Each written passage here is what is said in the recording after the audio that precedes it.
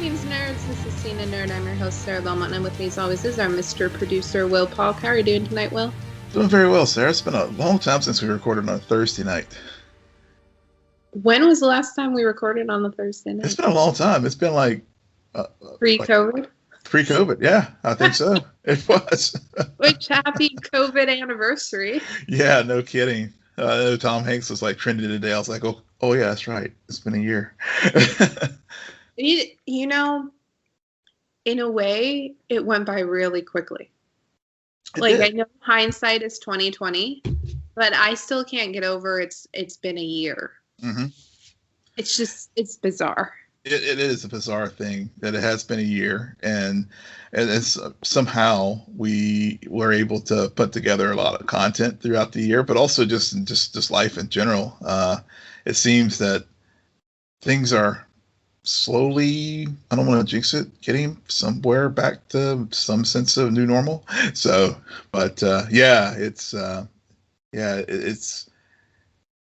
has flown by.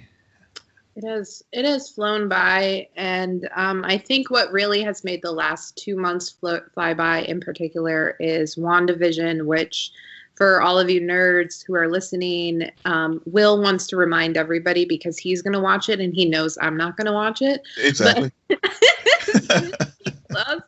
Will be dropping their Marvel Assemble the Making of WandaVision tomorrow. So check that out. Tell me what I'm quote unquote missing out on, and I will still not probably watch it. She'll low key watch it, just like she was trying to low key trying to find the Justice League drop that went with Tom and Jerry this week. I have a blank space in my mind about the Snyder Cut, where for some reason I still don't really think it's a real thing. So anytime someone tells me when it's gonna drop on HBO Max, I forget. I just honestly just forget that piece of information. So I'll text you next Thursday morning. Don't worry. Yeah, I'm gonna send out Amber alerts and everything. In other news, The Boys TV spinoff adds 2 new cast members, which... So this is the spinoff with the Vought College superhero school that was announced earlier, I guess some point last year, and then I guess they cast Jazz Sinclair and Lizzie Broadway today as Emma and Marie for this new series. So, we'll see how it goes. I mean, if it's it has the same obvious creative team from the Boys itself, so it's not really rooted in comics, even though Eric Kripke said he was influenced by the G-Men in the comics. So we'll see.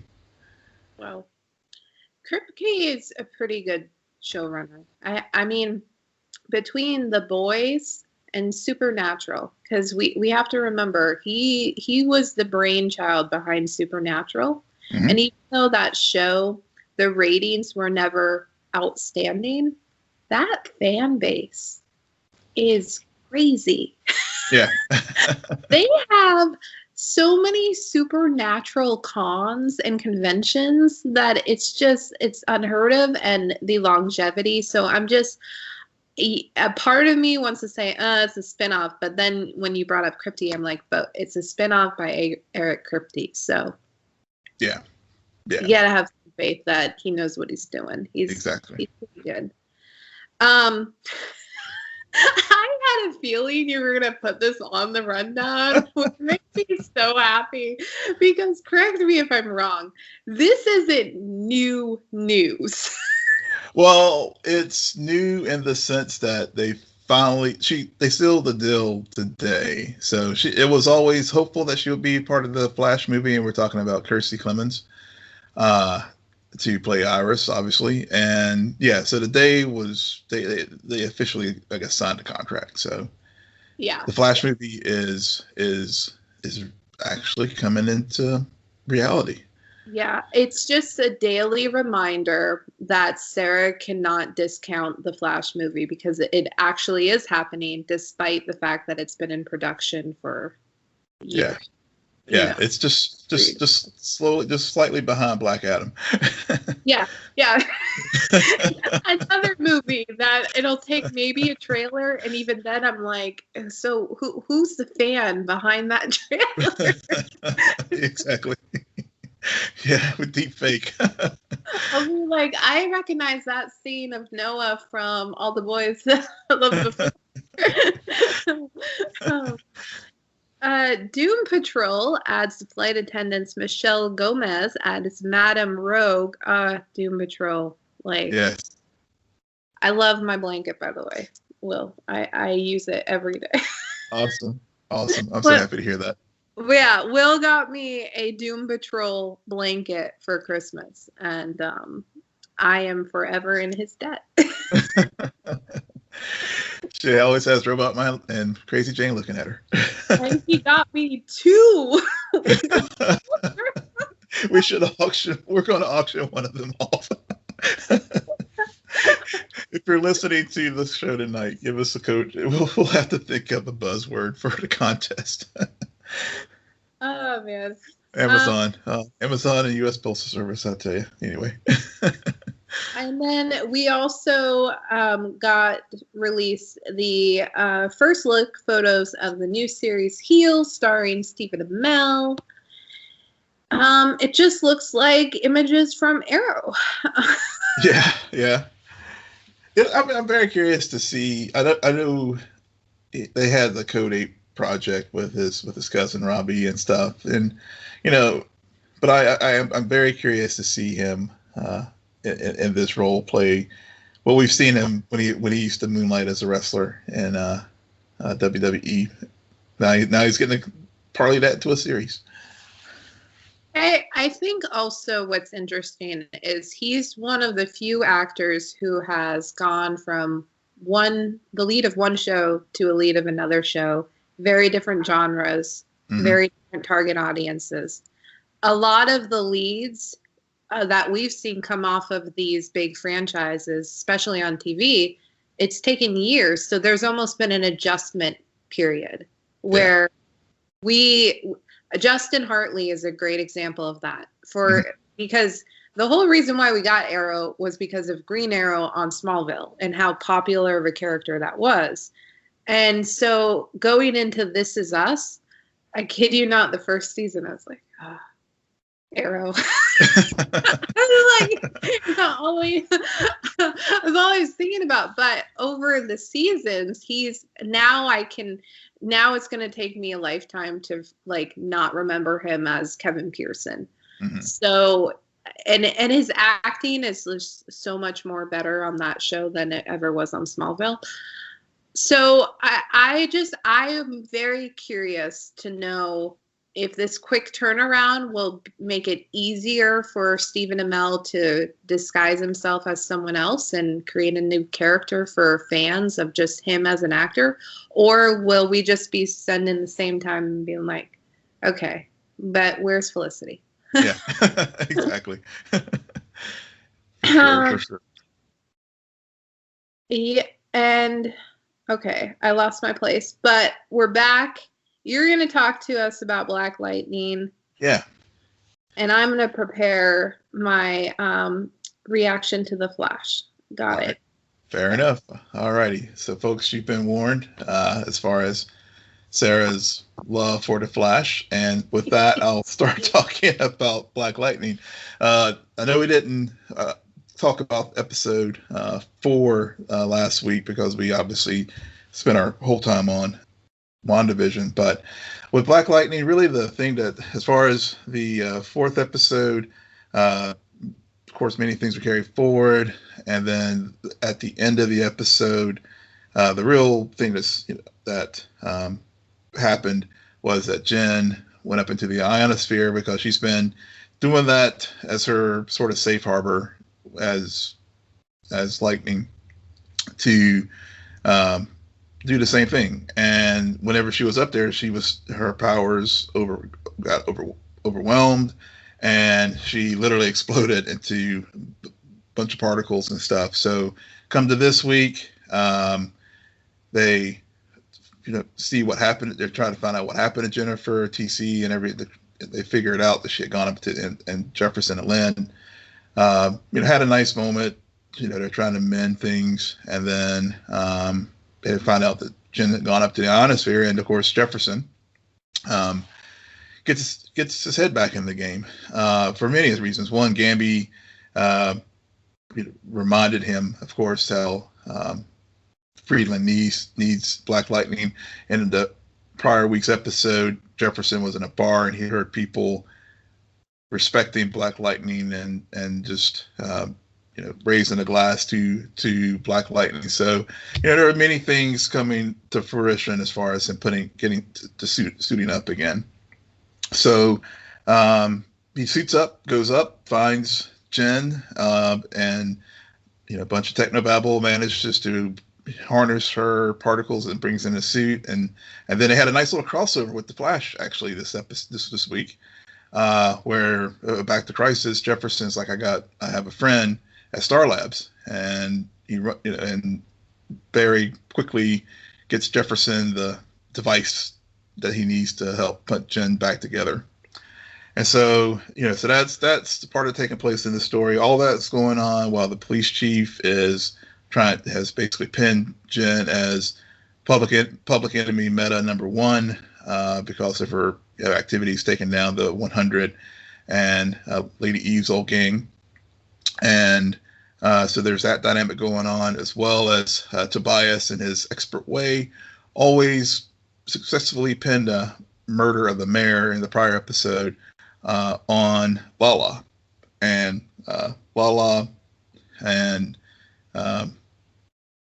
it's based, does it, he's trying, he sees what's going on. He's like, as Lala always wants to do, he's trying to take down Tobias. So there was a scene where as Jefferson has mentioned in a couple episodes back, has started going to Lala's fight club as Jefferson.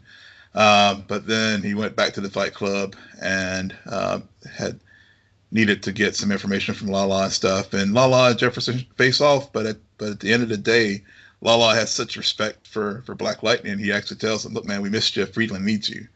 So, and he lets Black Lightning go and lowers his direct energy weapon. So, there's just that mutual respect that Lala has for Jefferson. It really showed in that scene. And then, so fast forward to near the end of the episode, the police, Tobias sets it up so that Lala could get apprehended by the cops. Of course, they have this big shootout in the parking lot. Lala gets gunned down. Of course, like it's Lala, so of course he comes back to life because that's his meta power.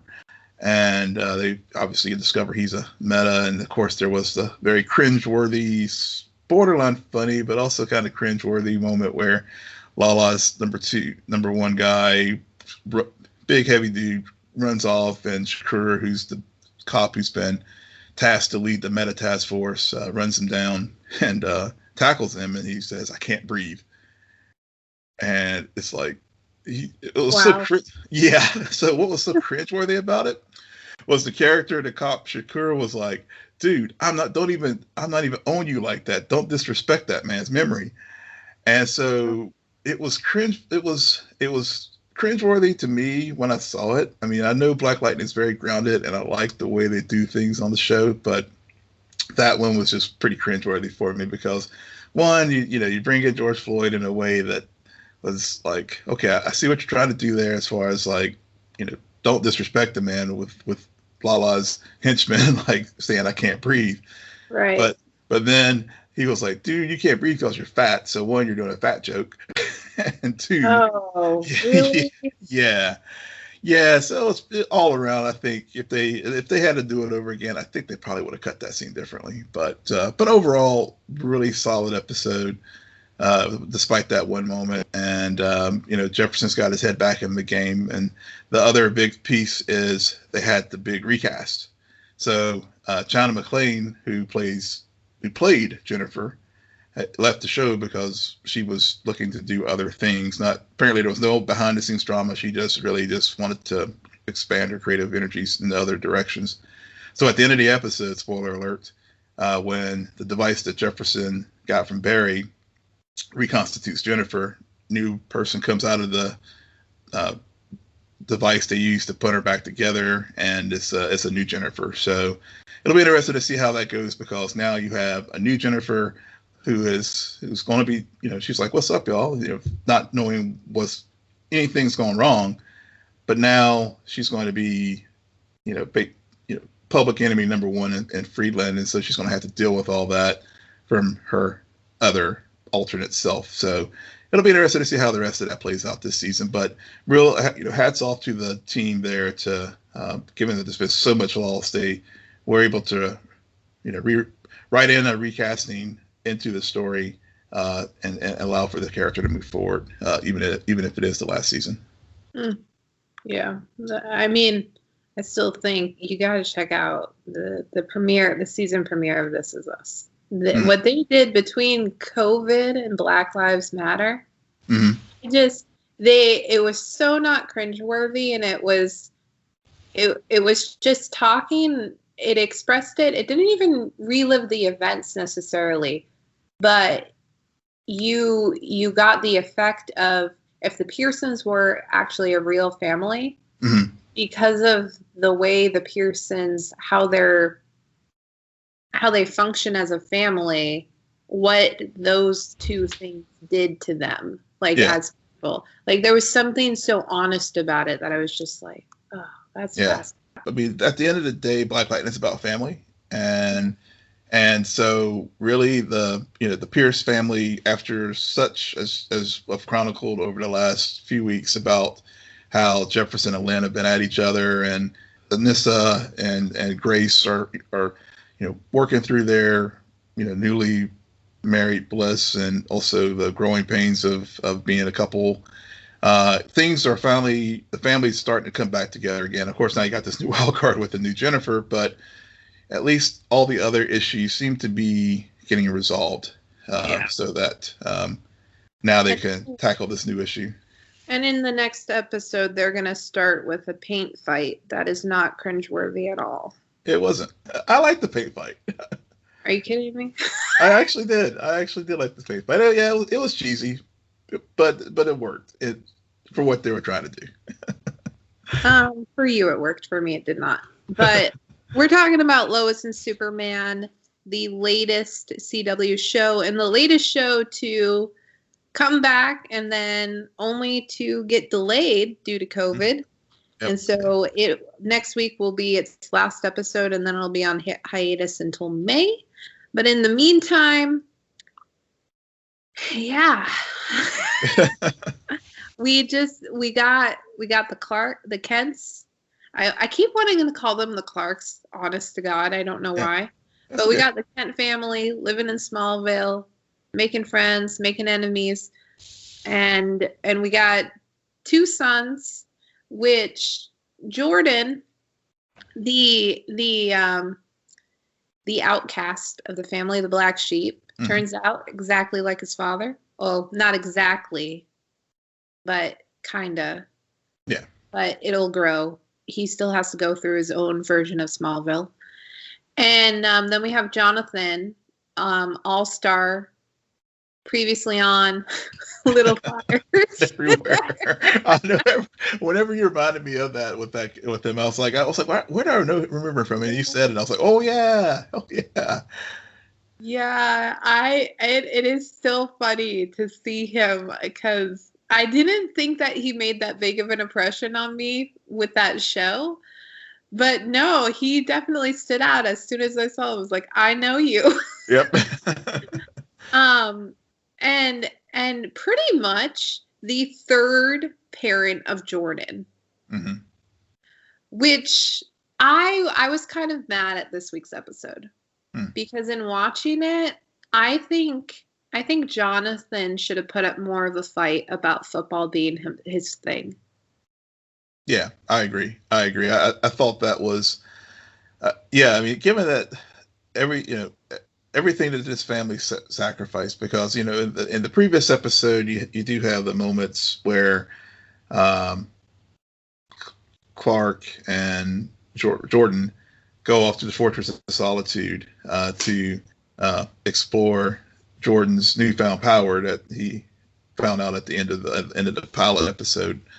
And you have the scene with Lois and Jonathan talking about how that they gave up all their life in Metropolis. Jonathan was on his way to a football scholarship, and then of course Jordan, and then on top of all this, they found out their dad's Superman, and then you found out your dad's Superman, and only your brother has powers, and now you're like the one who's just sort of ordinary, with going to a school where people are hiding the playbook from you because your brother was crushing with one of the star players' girlfriends.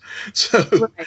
yeah, it's just there's something about his character that is quickly becoming very one-dimensional, and meanwhile, and actually both of the boys are suffering this problem because they have had to do so much exposition with us on Jordan, and I think they've done a better job explaining Sarah Cushing's depression and anxiety than the mental issues that Jordan has been dealing with, because in the first episode they pushed the aspect that he does have powers inherited from his father, and so they've kind of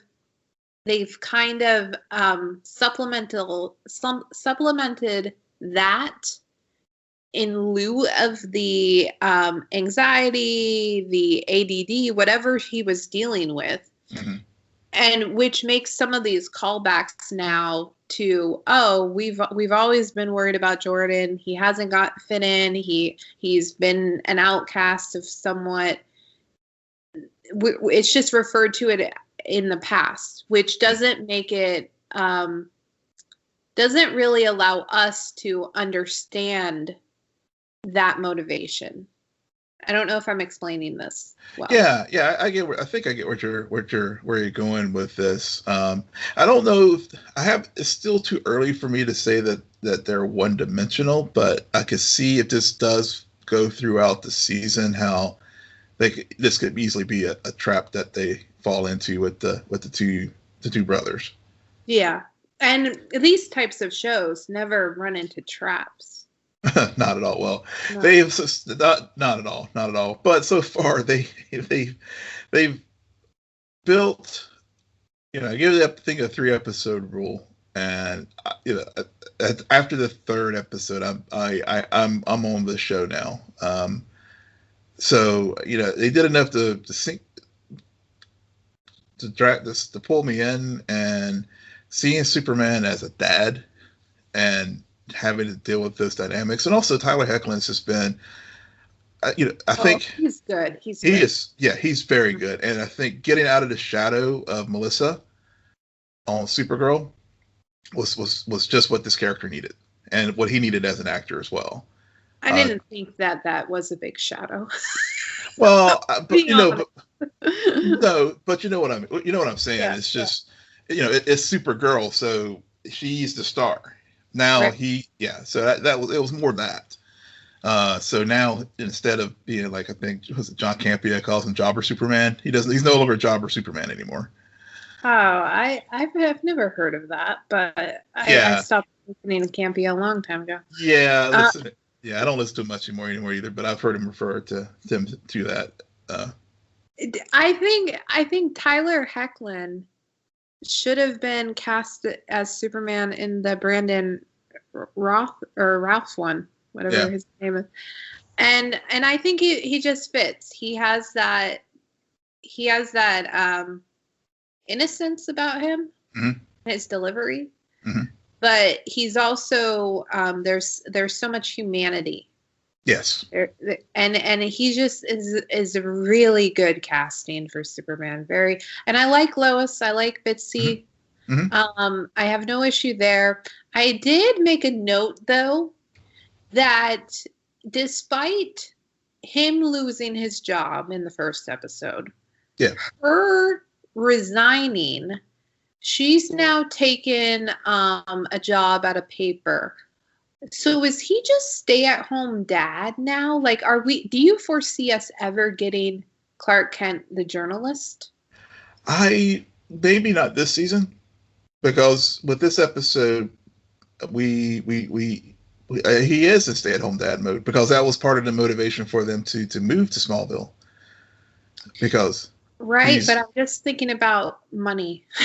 Yeah, well, there's that little thing too. But interestingly about money, there's this underlying story with I guess with Morgan Edge buying up the towns and small town USA. And I know in the first episode there was the whole issue with Martha having the reverse mortgage, and so I think they had the option of just taking the buyout, and they decided not to. So I don't. Yeah, maybe super. And given that this family deals with these, looks like they're going to try to deal with real family problems. Maybe money will come up, and that at some point it's like, all right, honey, I'm working for this little. Lois might be like, okay, I'm working for this little small paper, but we gotta, even though it's Smallville, internet's not cheap. I'm hoping it does. Yeah. Because that's part of the thing that everyone was talking about. We're going to take Lois and Clark, make them parents, make them deal with real issues as family. And they're doing a pretty good job with him being a father and having in the past been an absentee father. Again, though, I wish there was flashbacks at this point. I wish we got to see life, how life really was for them before. Yeah. Just so that it could feel less melodramatic when Jordan says, I wish you weren't around again, because last few episodes, he's always around. He's always around. Yeah. He has no job. Yeah, exactly. They definitely need to explore it, because basically the only flashback we got was just the initial saga cell there at the very beginning of the pilot, and then boom, we go right into the story. So I think you're right. It would be helpful just to provide that depth and context, and maybe since we're not retelling the origin story, and that this Superman is already established, that maybe the creative team feels we don't need to do the flashbacks, because for the last 70 years or whatever, you all know who Superman is. Yeah, but that's not what I'm saying the flashbacks would be for. Okay. The flashbacks isn't to tell the story of Superman. We know that story. Right. What I'm talking about is flashbacks to understanding the dynamics of this family. It's a very different thing. Very different thing. And maybe they're not. Maybe they will, or maybe they're decided to stay away from the flashbacks to inevitably get compared to another show that we talked about very, very frequently. So second season, 5 years ago, I was on an island. Yeah, exactly.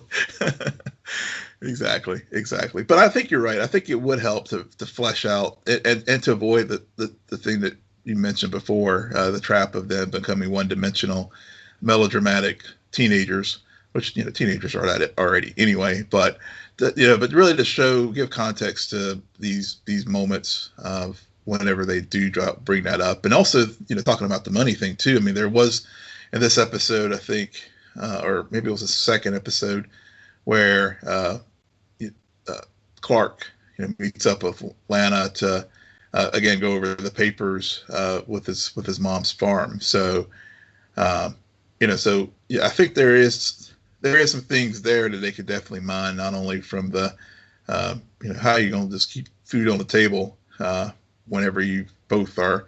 Lois is just trying to establish herself in this town, and Clark is just working for free as the assistant football coach with Jordan and Jonathan. Yeah.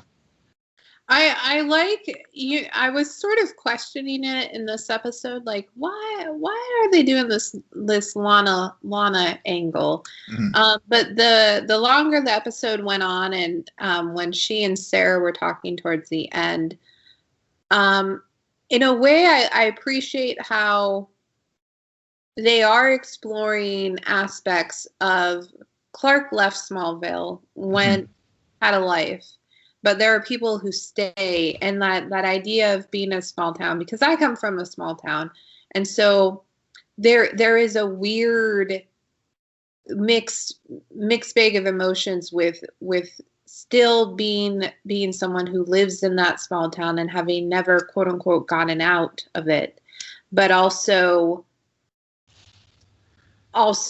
the kind of resentment to see others who do leave but who end up coming back. And so and just the depression aspect that she's dealing with, of having really like finding herself in this situation. Mm-hmm. She has a family, she should be happy, but she isn't. Yeah. So I think they're doing some interesting things with her, although she always, it always looks like she's trying to put on an accent, but she's not. I don't know. Yeah. It's really old. Yeah. It does seem that way. I don't know if it's trying to be a Midwest American accent or what, but I noticed that as well. But I like the point that you made about the small town, because that was also, and I liked how they organically through the story utilized the Edge character, and we saw this also. I thought when I was watching the episode this week, I thought a little bit about Stargirl and the Iceman, how they were, it was a similar dynamic where Pat and the family moved back to Stargirl's mother's hometown to get away from all the crazy superhero stuff, and then of course you do, and then you have a big industrialist type trying to buy up these small towns to do his whatever nefarious ends, and we're seeing that same type of storyline play out with this Edge character a little bit, buying up these towns. And then, of course, Lois writing the story about what he's really doing, and of course, it leads to her getting fired from the Daily Planet. But also with Lana's husband, and looking at that small town, trying to revitalize the small town, and very obviously very conservative in his viewpoints and stuff. And I love the sort of scene there between him and Lois about, I guess you want your tofu burger now, and she's like, nah, I want a rack of ribs. With the full rack. That was just a funny moment, but also I thought it was a good I think a lot of folks are like, the CW shows just bounce politics off your head, but the way they did it, this was a very funny way of like doing it, but in a way that was like just very natural in the story, and natural interactions between two people that clearly are on opposite sides of the spectrum. Yeah, no, that was a good point to bring up. I honestly forgot about it. Any other points about Lois and Superman and Lois? Superman and Lois. I really like the show. I mean, of course, there's the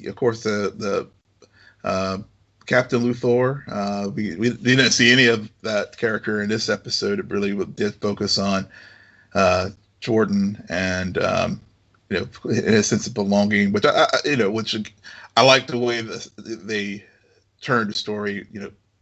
Where Clark allowed Jordan to go ahead and play football instead of doing what Jonathan Kent did to Clark, as far as not letting him use his powers, and also just the exploration. Again, reminds us of our favorite show, Krypton, when they were in the Fortress of Solitude in the previous episode, and learning, again, just tying all the bits of lore from previous iterations of Superman. It's just sprinkled all throughout the show, even the bridge falling in China, and also how Superman tunes out like everything in the world. And I like that too, as far as just him making the promise to Lois, but Lois still having the panic button if she needs it, but he's not just low key stalking her all the time. And having to make the same promise to his sons as well, but he still finds a way to keep an eye on Jordan and by becoming the assistant football coach. So it's just a very well done show. As a parent myself, it definitely I see a lot of things in there that's very relatable.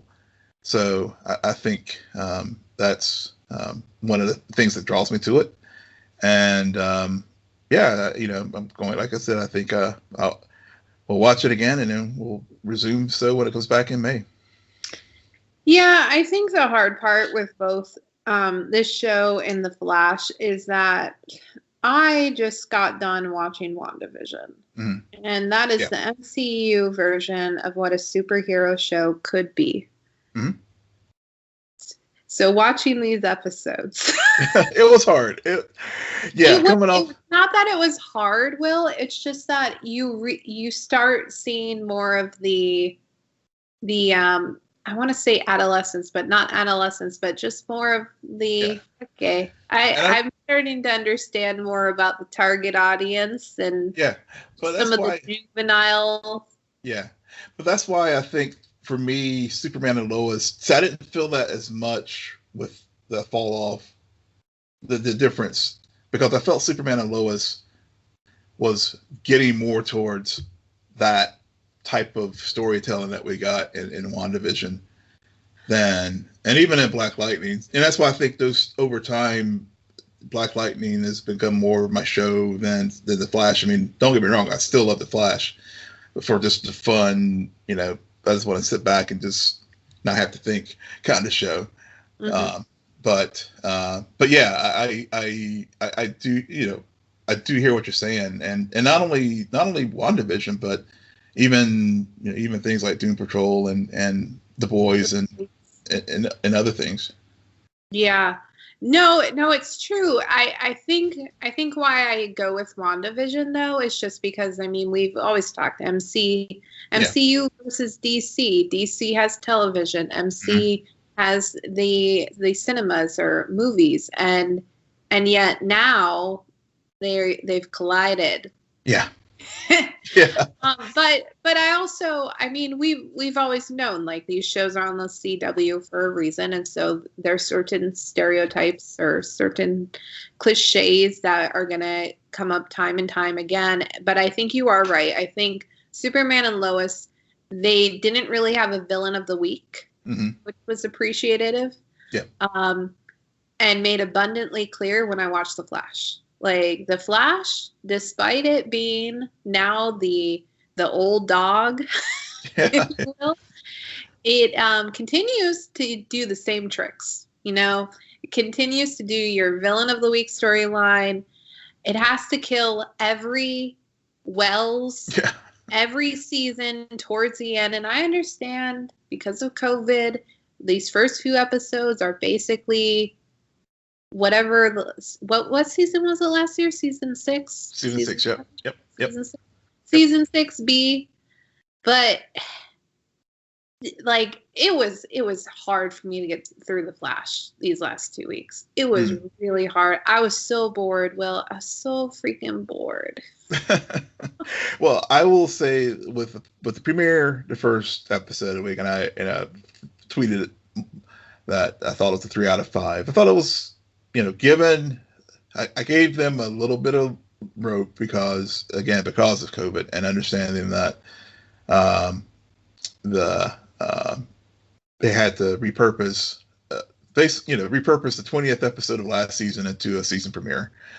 So so they had to close out. They're having to close out the Mirror Universe story arc, and the season premiere was, I felt, I'd say it was adequate. I mean, I didn't, the things, seeing Grant play the various versions of Wells was, I don't know. I did not like that part. But of course the farewell part, which again, it is a very predictable Flash thing. That got me back engaged into the story, and also the creation of the artificial Speed Force. That got me back engaged in the episode, where I was like, okay, any other time, I would have been like, okay, this is a good middle of the road season episode, not necessarily one you want to kick the season off with.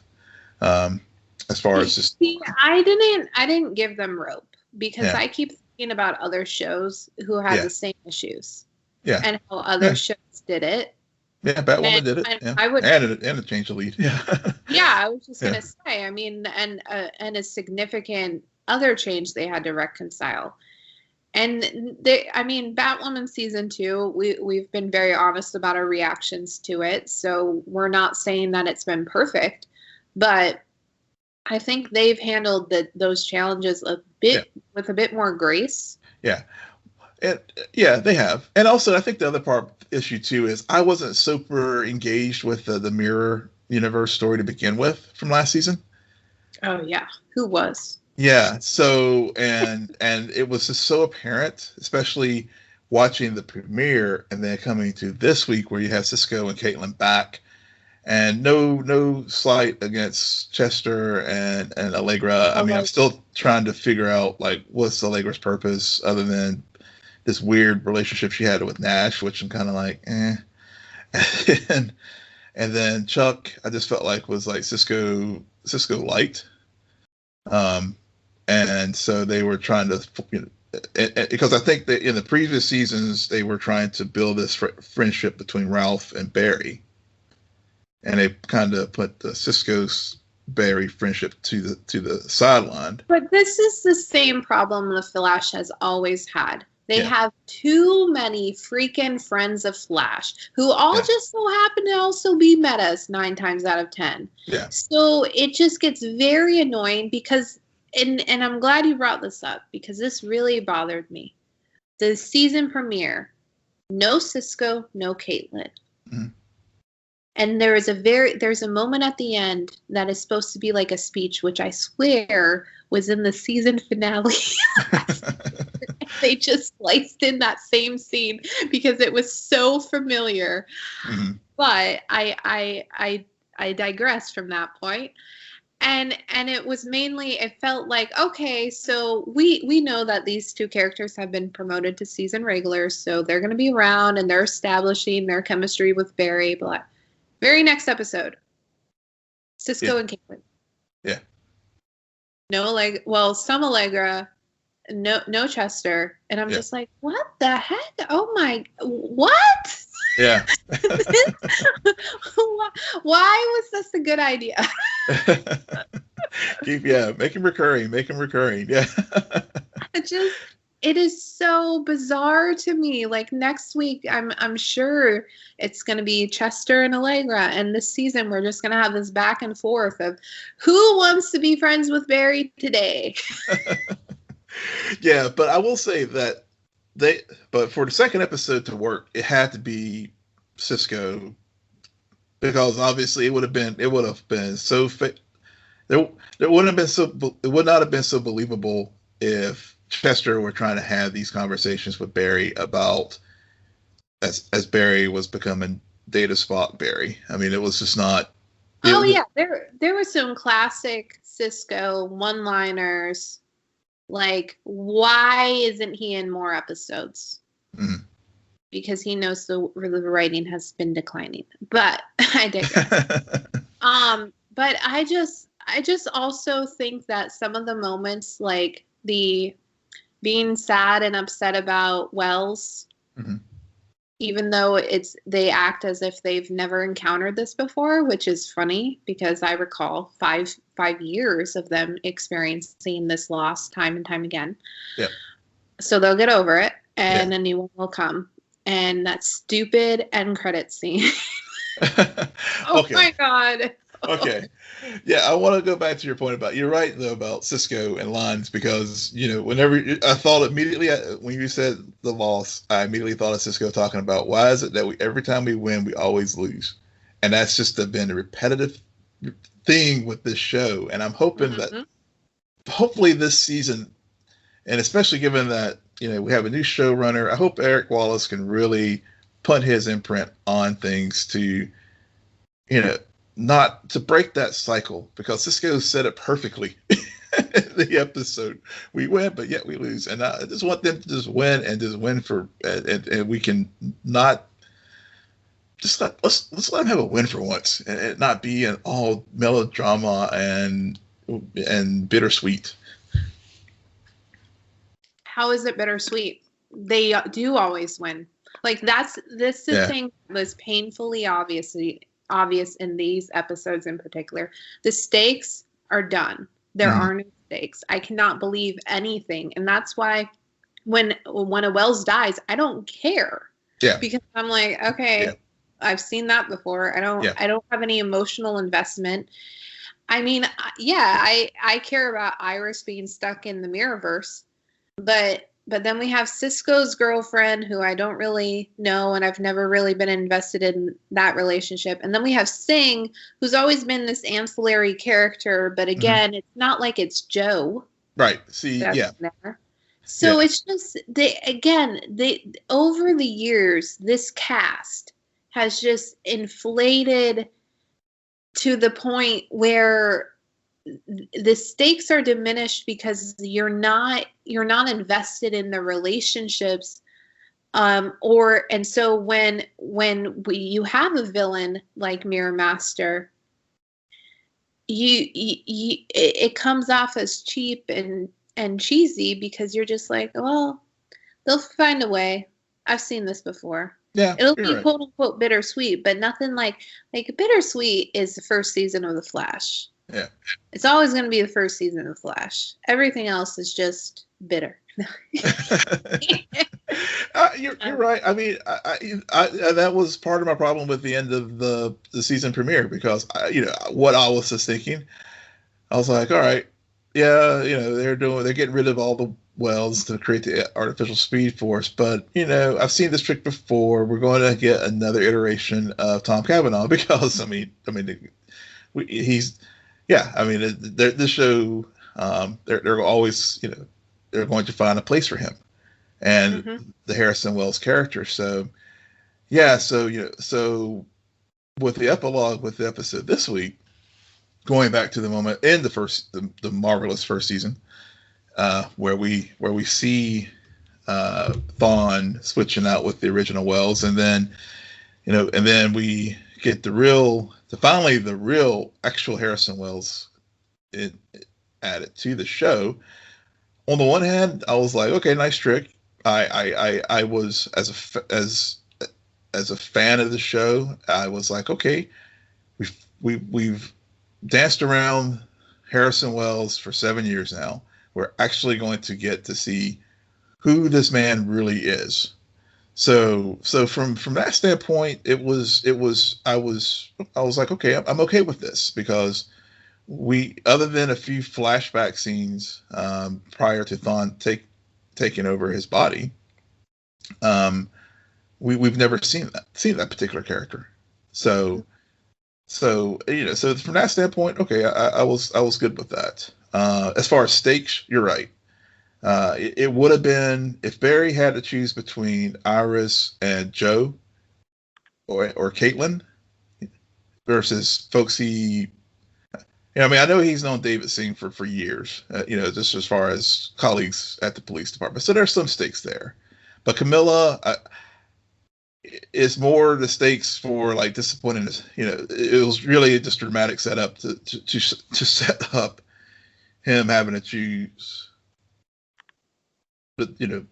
Iris over his best friend's girlfriend, and creating the scene that we saw in this episode where he was going through the speed thinking, which is really cool that they took that power from the comics. It's a power in the comics. I thought I liked the way they did the twist to it. I did, but they used it.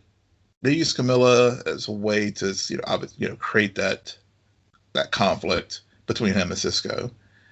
But you're right. It's still not quite the same as it would have been if it was picking between Iris and Joe and Caitlin or Cisco, because clearly we're more invested in those three characters than we are with some folks who just showed up on the scene. I don't even know chameleon. if I'm invested in Caitlin and Cisco anymore. They're here one week, they're gone the next week. They want to be a metahuman one week. Cisco or Caitlin has issues with her snow personality. I can't keep track. I cannot keep track with their issues. So like that's the sad thing. Even characters I've known since day one, I've over time have kind of eroded and just become like, oh, hey, I remember you. But and it just, and to me, I think what bothers me the most and why I tend to lose interest when I see that occur is because to me, that's a sign the actors don't want to be there either. Mm. And I felt that too in a bit of what Grant was doing in these last two episodes. And granted, under those circumstances, there was a reason why he was acting like Data. But still, it just felt like he was just saying lines as opposed to actually being Barry Allen. Or being Barry Allen who can think really, really, really fast. It's interesting. That's interesting. Yeah. Yeah, that's a good point. Is he just collecting a check at this point? I mean, are they? Is that what they're all doing? Because, I mean, we were talking about this with the boys. We shouldn't like Homelander, but Anthony Starr delivers such a performance, and you can just tell how much fun he is having in that character that it just amplifies everything. Because there's the actors clearly want to be there, clearly like the story they're telling, and then when you compare that to The Flash, or probably a better comparison would be Tyler Hoechlin. Tyler Hoechlin's delivery, granted he's only on day 3. It's still, there's still a freshness about it and an eagerness, like I'm finally getting to play this character. And I think that has worn off on Grant Gustin, who's also looking around and like, all of my friends are abandoning ship too. When is it my turn? I got a kid on the way. Yeah, exactly. Well, and there could be a couple of things. I mean, I think there could be that, what you said, but there's also, I think, the familiarity that we've had with this show for so long, and it does speak to, maybe, I think, knowing when to say it's time to hang it up, and maybe, I know they have at least signed a deal through, I think, season 8, but maybe, and maybe, with the change in showrunner, and it could, and look at, I mean, to go back to what we talked about earlier in the episode, like a show like Supernatural that went 15 years. So, maybe it is where with the graphic novel concept that the Eric Wallace has introduced to the show, once we get through these few remaining episodes of this season of season 6, I guess 6 plus, and really get into what actually is what they plan for season 7, maybe we'll start to see that freshness to the show again, that we don't have the repetitive types of tropes that we have come to know with the Flash, because it was all, you're right. I mean, as a fan, I enjoyed this week's episode much better than the season premiere. But looking at it critically, you're right. There are those elements that we've discussed tonight that when you look at other shows on, even with the CW brethren, are a bit stale compared to even to some of the other shows that are relatively new. And maybe when Supergirl comes back, we'll see if, especially even though it's in this last season, see if there are some new twist or freshness among that with that show, or is it more of the same? Yeah. And on that note, because I don't want to continue. Yeah, no, we're good. Just dragging. Will, why don't you tell our listeners where they can find you? Yes, you can find me at Will M. Polk. That's WILLMPOLK.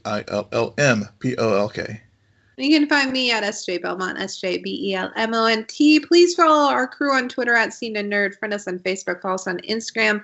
We will probably be back Thursday again next week to do another CWverse lineup, and then we're going to be jumping around a little bit. So please follow us on Twitter.